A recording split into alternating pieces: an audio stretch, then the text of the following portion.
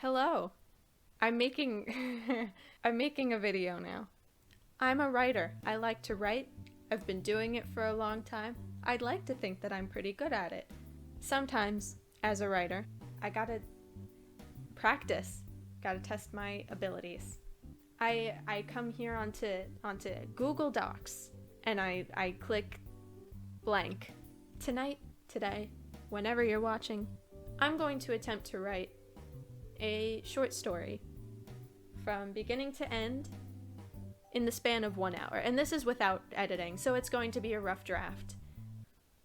When timer ends, I need a good alarm tone. Why is it vibrating? I don't want it to do that. How do I make it not do that? Take me to the classic ones. That's a good one. So first, I'm going to open up a blank document and I'm going to title it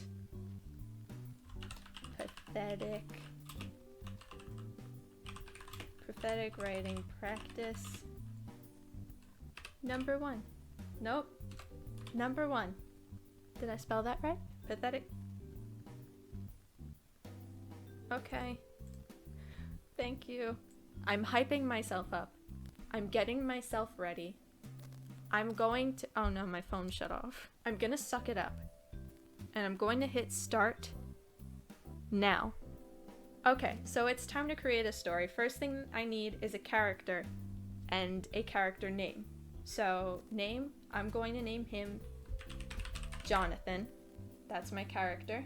So I have two characters. I'm gonna have Jonathan and I'm going to have...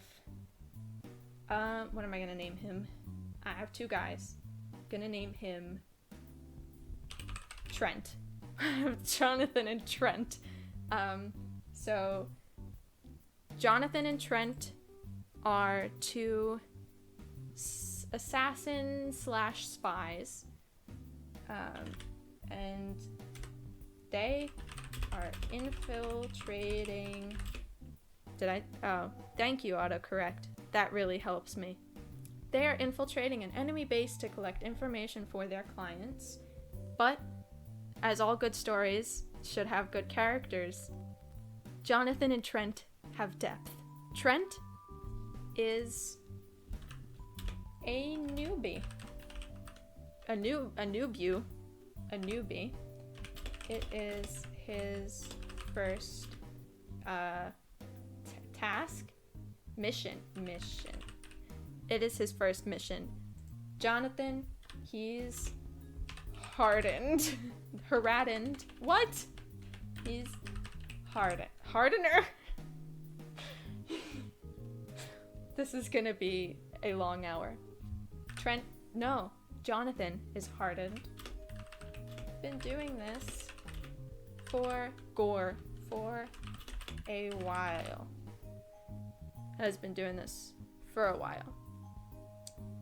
And Trent is a little bit emotionally unstable. And Jonathan, he is emotionally unavailable?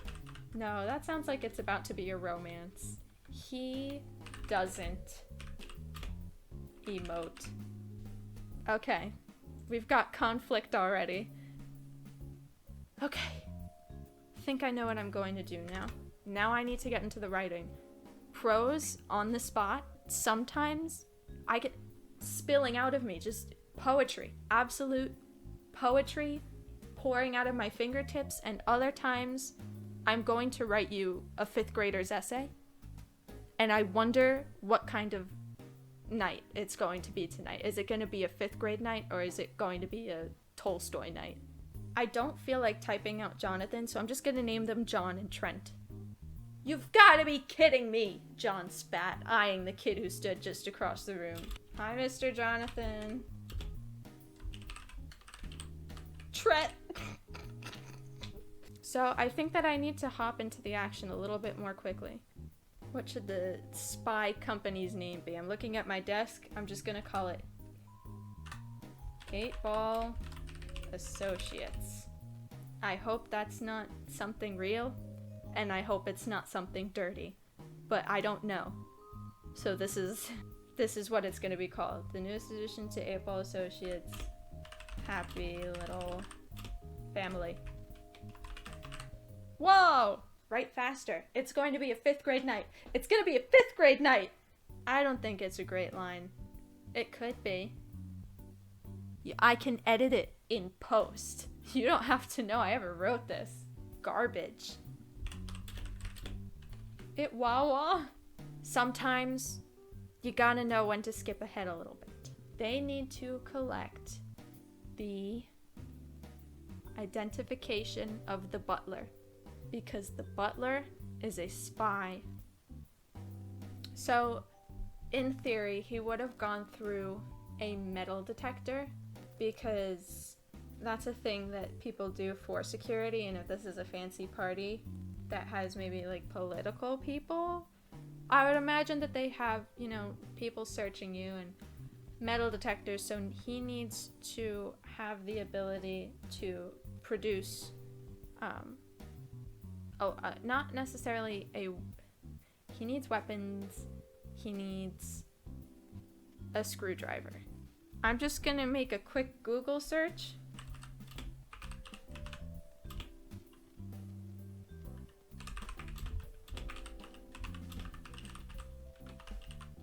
This is not suspicious. Bone? It's kind of badass. I'm basically God. Probably going to reword that later on, because I'm not really a fan. He pulled it free, rolling his pant leg down again and sneaking towards the back wall. We're doing the classic vent scene, because I love the vents. And claustrophobia. That's a good paragraph break. It was times like these in which he cursed his small size.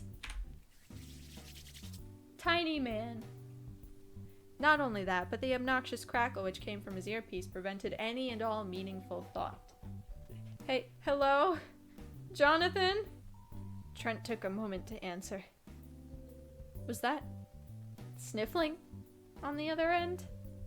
Yeah, I'm not finishing this in time. You know what? I'm gonna cheat a little bit. And I'm going to add 30 minutes to my timer. I feel better now. I set my own limits, and my limits say, stop it, Ava. You can't write that fast. Stop scratching it. What the hell? How did you get in here? What? Oh, how did my cat get in here? Okay, you can leave now. Oh my god. Oh, in face. No, John couldn't believe his luck. I don't know how to do an M dash, so I'm just gonna edit it in post. Depths of his deep mind. Nope. Why is that not? Oh, I spelled it wrong. Sucks. I don't know where I'm going with this. Magic 8-Ball, tell me right now, is this gonna be a good story, or am I just wasting my... Well, actually, no, you can't. You can only answer one of those. Magic 8-Ball, is this gonna be a good story?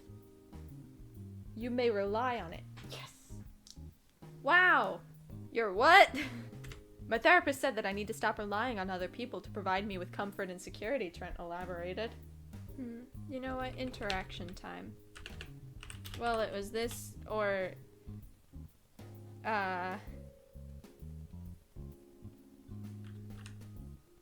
planning pet funerals. You know what? It's time for the turning point. It's time for John to realize what he has to do. You know? It's time for self-actualization. He is going to, at least within the limitations of this short story, achieve his final goal. It's It's time to be the hero. And he's gonna do that right now.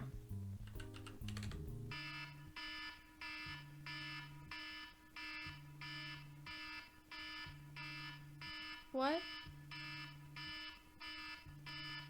I haven't even gotten to the climax! Okay.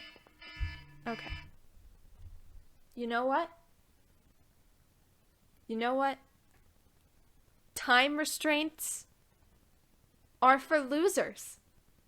And I'm... Time...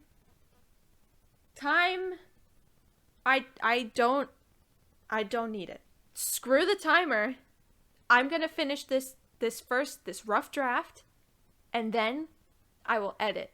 And then I will provide you with maybe a masterpiece, but it's still looking a little 5th grade tonight, so we'll find out. Buckle up. Strap in, click, strap in. Put on your seatbelts. Where the hell am I going with this? I'm going where my fingers take me. That's odd, but I said it, and I can't take it back now. So, you just deal with it. Desperation. Oh my god, I know where I'm going. We had... What? No! I'm good at this. Down below are the echoing sounds of fists against metal doors and a few stray gunshots. Why was that so hard to say? He wound back his right foot. Can you do that? He's doing it right now. I'm not good at fight scenes. Hold on, I need to visualize how he's gonna do this. In my head, this works. In real life, I don't know. Fight scenes, for me, they don't rely on real physics. They rely on, when I think it in my head, can it happen maybe? And in this case, maybe. He's not killing them because Spy Job says, hey, try not to do that. He's putting them out of commission, is what he's doing. You know what? Actually, I'm gonna cut it off here, and you're not gonna get to see the end of the story until I read the whole thing after editing. Because that actually seems like a good idea. So, next time you hear my voice, it's gonna be the edited story. Hello, welcome back. It's been 2 weeks. 2 weeks since I last recorded. I did a lot of work and all of a sudden, boom, my microphone craps out. So now we are back to normal. I'm ready to record. If my voice sounds stupid right now, it's because it's late. And if it doesn't, good. I'm glad. You'll notice a lot of dialogue and descriptors are different. That is because the editing process is grueling, and I decide, oh god, there's a mosquito in my room. God damn it, get out. How did you get in here? How? The door isn't even near here. Well, now I'm gonna put on a sweatshirt because I don't want to get bit. Here we go. Here we go. You've got to be kidding me, John thought. I need voices. Trent, I think I can do my normal voice, but John needs a deeper voice. So, here goes my best impression of a guy. You've got to be kidding me. I can't do this. I can't. You've got to be kidding me, John thought to himself, eyeing the kid who stood just across the room. Well, kid wasn't exactly the word to describe him physically. In terms of literal appearance, he was just over 20 years old. Rumor had it, though, that his mental age did not coincide with this. Jesus, get the mosquito! How? How are you in here? This is gonna bug me. See what I did there? Hi, Jonathan, Trent called out, waving. And the rumors are correct. John rolled his eyes.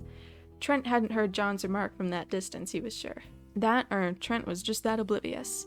He genuinely couldn't decide which was more likely. "Get over here," he motioned subtly for Trent. "Goddamn mosquito, stop it! You're ruining this!" "I'm gonna kill that thing and it's gonna be the highlight of this whole goddamn video."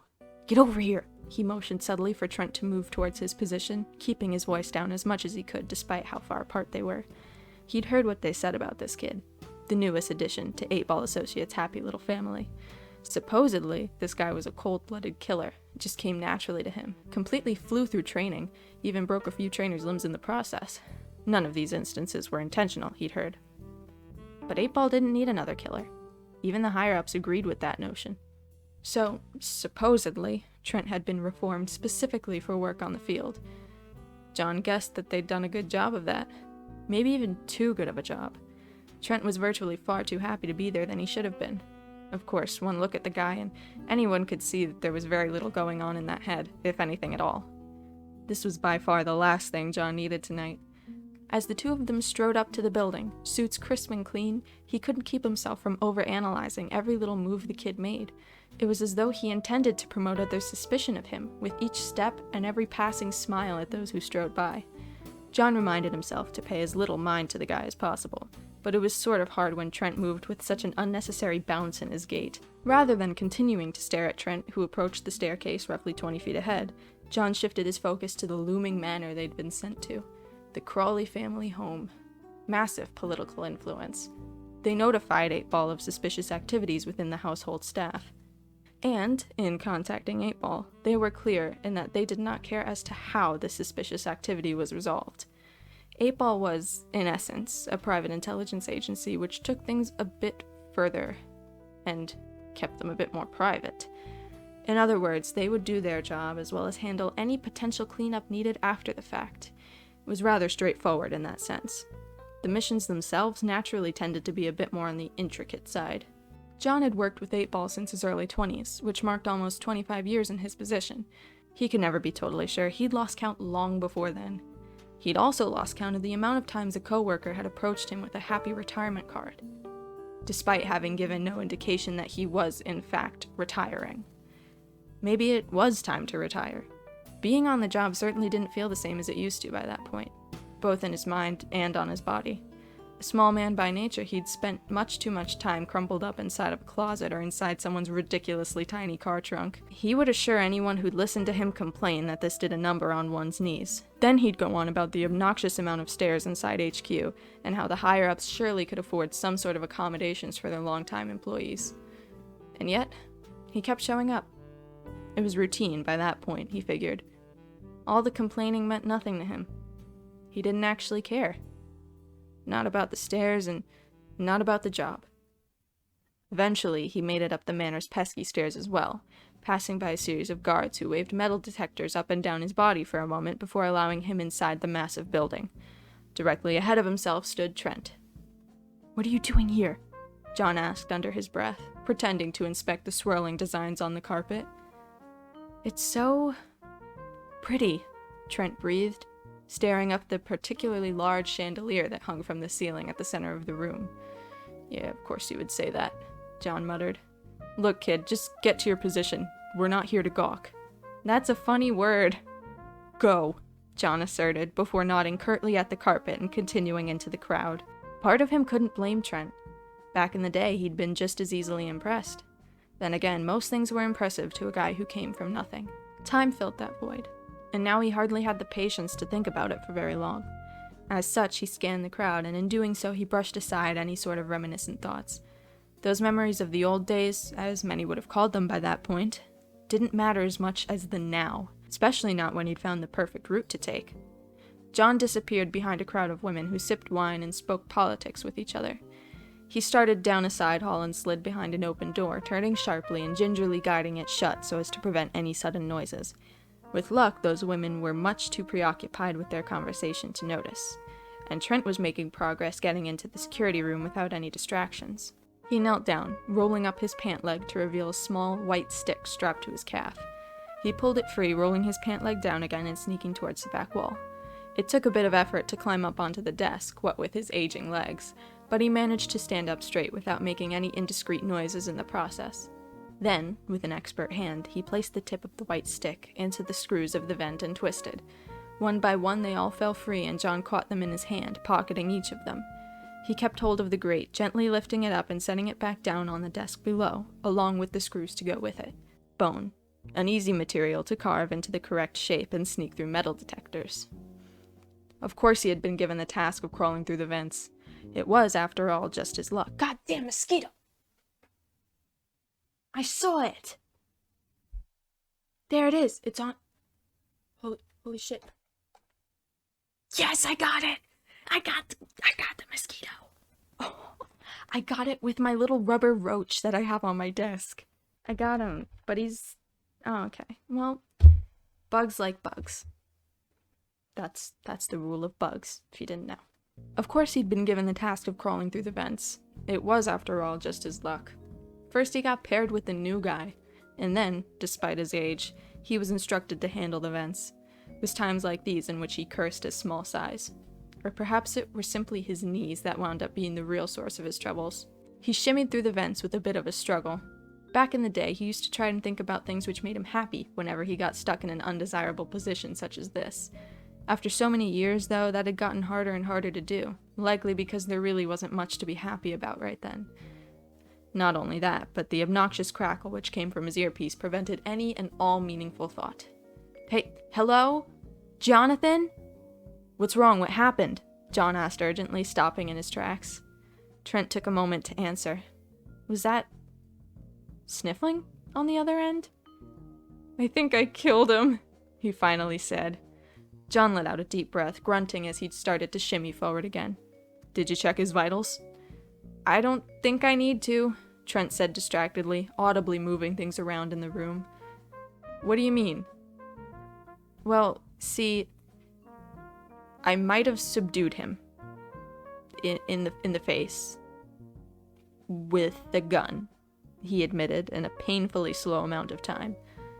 John stopped again, his face pinching as several different reactions crossed it. Wait, how did you even get a gun? I found it. Why'd you shoot him then? John asked. I didn't.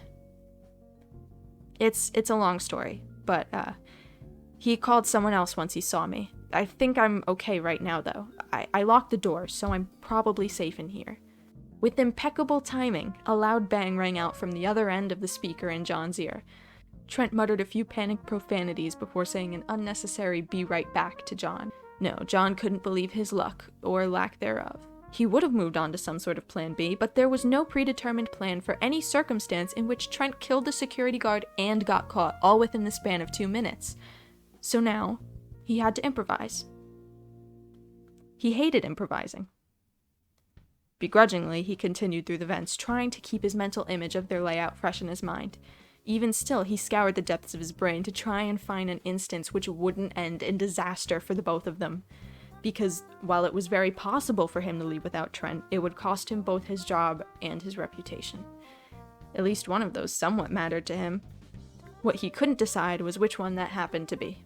For the next couple of minutes, he crept through the vents in what should have been silence. Instead, courtesy of Trent, all he could hear were screams and gunshots from a distance. Lovely, he thought to himself. That far into his career, he should have been well past instances such as this. The thought of retirement crossed his mind once more, only for a moment. What else would he do with his life? It seemed there was no point either way. Just then, his earpiece crackled again. Before he even heard Trent's voice, he was overwhelmed by the loud banging on what sounded like metal from the security room. Hey, Jonathan, Trent said, strange amount of sadness in his tone. Is everything okay? No, yeah, everything is pretty alright, Trent said, although his quivering voice begged to differ. John sighed. You're only supposed to use this when you need my help. If you don't have anything important to say, then don't contact me. Trent coughed a little bit. Then he took in a deep breath, letting out a quiet whimper. Oh God, was he crying? Sorry, I just wanted to hear your voice. It calms me down. John scowled, very much put off by the kid's comment. He chose not to address it at the moment, would only slow them down.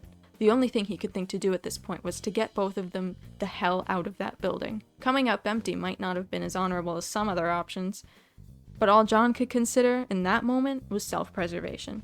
And saving Trent was sort of important too, he figured. "Hey," Trent said after a few more minutes of crying. How are you doing? Alive? Good?" "Yeah, I'm fine," John stuttered, still taken aback by Trent's clear unprofessionalism. "You know, you seem like you have quite a few attachment issues."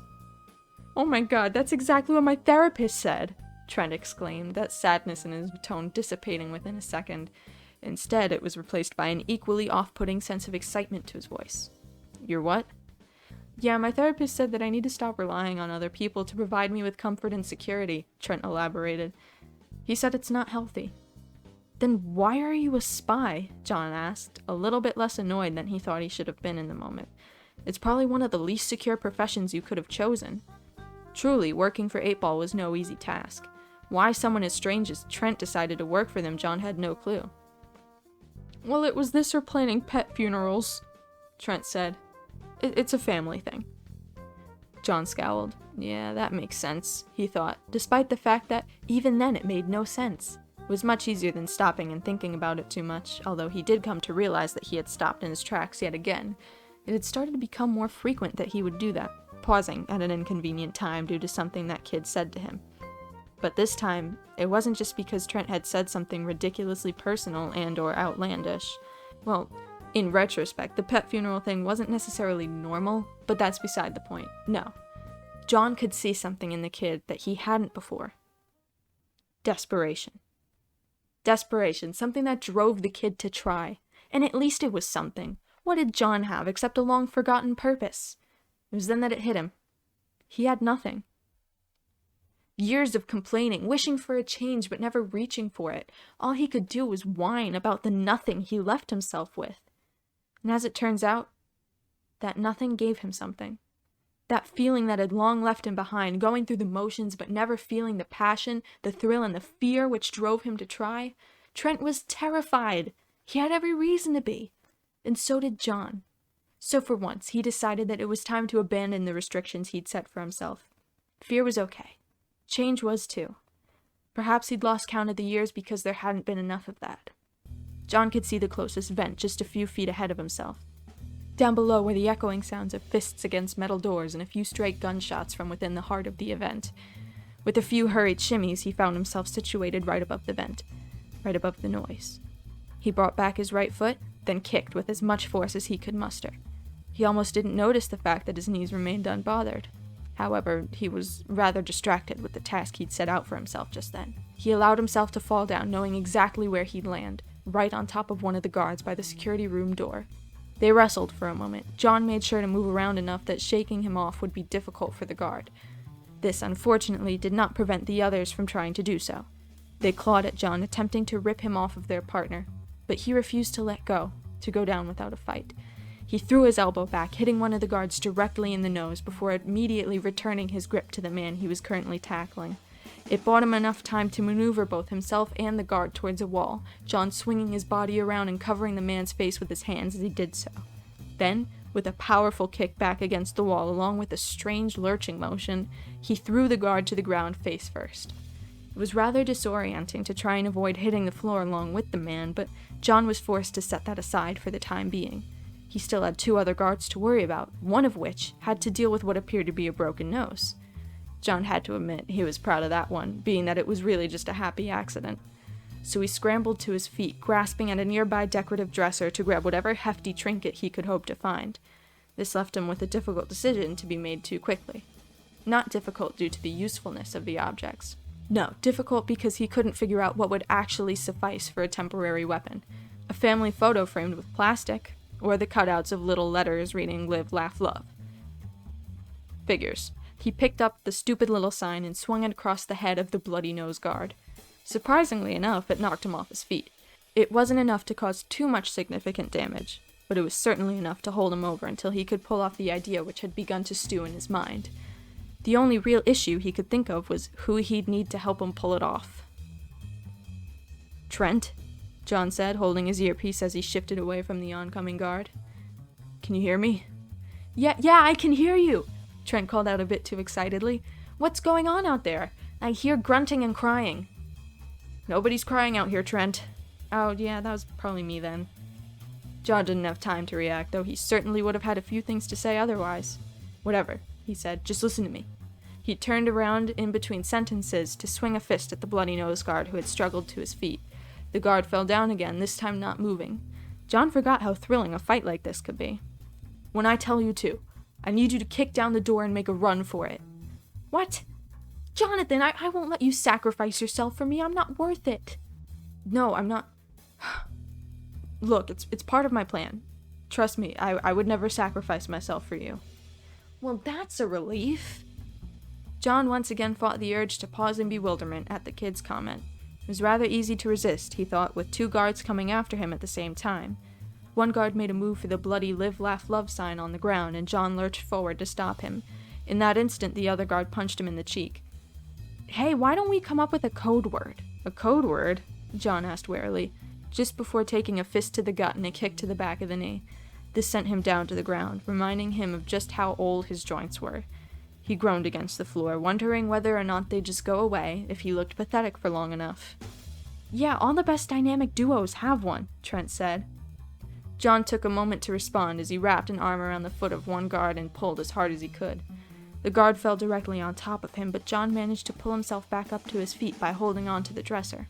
After fighting for what felt like so long, it had gotten to be much too tiring for him to go at the pace he did 20 years ago.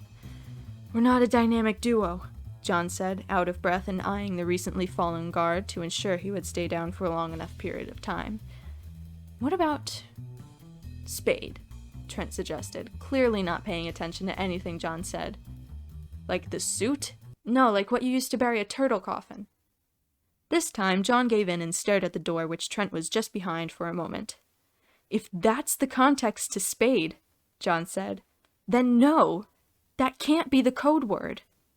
Sorry, it's just natural instinct for me to go there. Why, do you have any other ideas? John ducked a punch aimed for his head. No, not really. I'm kinda busy right now if you don't mind. He watched his step, making sure of his location relative to the security room. The guard then leapt forward, something John had not expected him to do. He struggled against the guard's grip on his shoulders, causing him to lose control over the fight, and their location. The guard pushed him towards the door of the security room, slamming his back against it roughly and sending a shooting pain across John's body.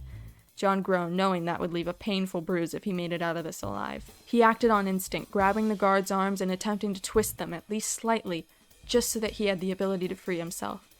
The guard picked up on this and wrapped his arms around John's shoulders so that John's back was pressed against his chest. They effectively trapped him, preventing him from using his arms to fight back. What the guard didn't know was that he had done exactly what John hoped he would. John used all of his body weight to jump to the side, but the guard kept his footing, only turning with John as he spun in what appeared to be a meaningless semicircle. Right as John was sure his back faced the security room door, he kicked back against the ground in a stupidly frantic motion and forced the guard to stumble back into the door. Then, just for good measure, John whipped his head backwards, hitting the guard right in the face and causing his head to slam back against the door. The guard's grip loosened and John threw himself forward out of his arms. Trent? John said. Now. Spade? Trent questioned. John sighed. Yes. Spade. The door flew open, slamming right into the final guard's body and knocking him off to the side. The kid stood in the doorway, looking over the scene before him.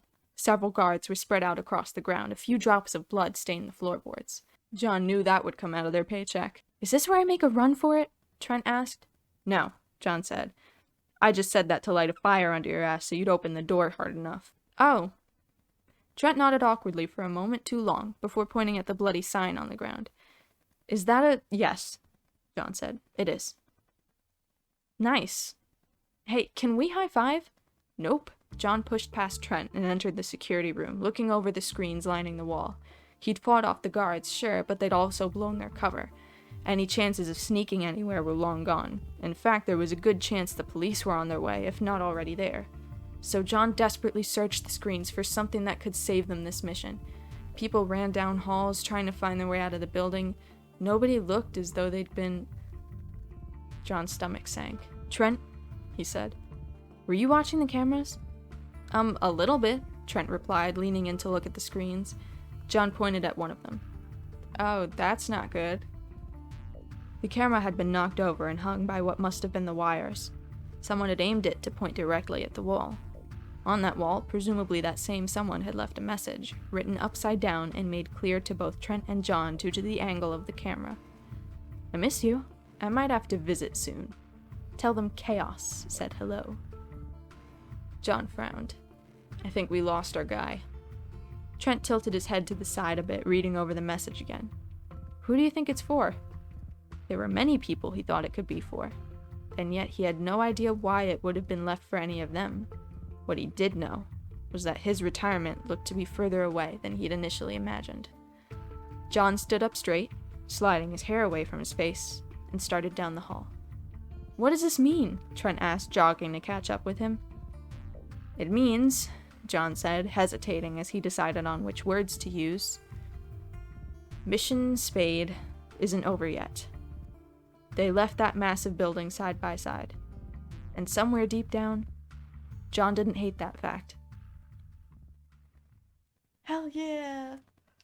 Left it off on a cliffhanger because I really like writing Trent and John, and I think that in the future I can create a continuation to this story. Magic 8 Ball? Was this a good video? My sources say no. Well, shit. I promise to do better next time, so hopefully I'll see you then. Have an awesome day, night, week, month, year. I hope life is good. See you next time.